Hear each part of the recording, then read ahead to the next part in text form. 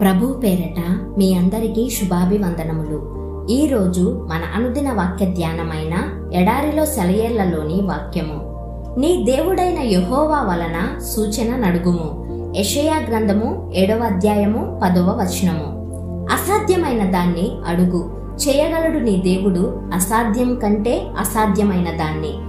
దేవుని దీవెనల కొట్ల మీద దాడి చెయ్యి, అన్నీ ఉన్నాయి ఆయన దగ్గర.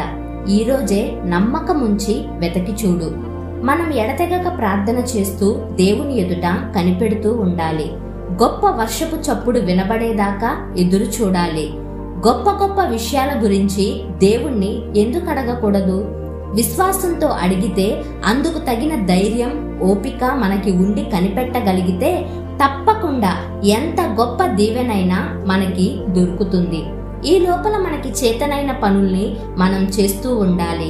మనం గాలిని సృష్టించలేం, మన ఇష్టం వచ్చినట్టు దానిని తిప్పలేం. కానీ అది వచ్చినప్పుడు దాని ద్వారా లాభం పొందడానికి మన తెరచాపల్ని ఎత్తగలం కదా. విద్యుత్ శక్తిని మనం తయారు చేయలేం, కానీ అది ప్రవహిస్తున్న తీగని అమర్చి దాని చేత పని చేయించవచ్చు. అలానే పరిశుద్ధాత్మను మనం శాసించలేం, కానీ మనల్ని మనం దేవుని సమక్షంలో నిలబెట్టుకొని ఆయన ఇష్ట ప్రకారం పనులు చెయ్యడం ద్వారా ఆయన ఆత్మావేశంలోకి రాగలం కదా.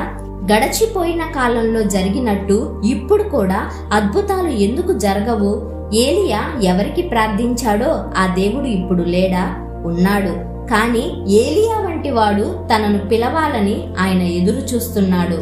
క్రొత్త నిబంధన కాలంలోనేమి పాత నిబంధన కాలంలోనేమి బ్రతికి అద్భుతాలు చేసిన పరిశుద్ధులు మనకంటే అతీతులు, అసమానులు కాదు, మనలాంటి వారే. ఆత్మీయ ప్రపంచానికి చెందిన ఎలాంటి శక్తులు వాళ్ళ ఆధీనంలో ఉండి వాళ్ళనంత ఆత్మశూరులుగా మార్చినాయో అవే శక్తులు మనకి కూడా అందుబాటులో ఉన్నాయి. వాళ్లకున్న విశ్వాసం, వాళ్లకున్న నిశ్చయత, ప్రేమ మనకి కూడా ఉంటే వాళ్ళు సాధించినట్టే మనం కూడా ఆశ్చర్య కార్యాలను సాధించగలం. మన నోట్లో కదలాడిన ఒక చిన్న ప్రార్థన, వాక్యం దేవుని అగ్నిని, నేలని తడిపే వర్షాన్ని దిగిరమ్మన్న ఆజ్ఞ అవుతుంది. ఏలియా వర్షం కోసం, అగ్ని కోసం ప్రార్థించినట్టు మనం కూడా ఒక్క మాట పూర్తి నిశ్చయతతో కూడిన విశ్వాసంతో చెప్పగలిగితే అదెంతో మహిమాన్వితమైన మాటగా ఉంటుంది.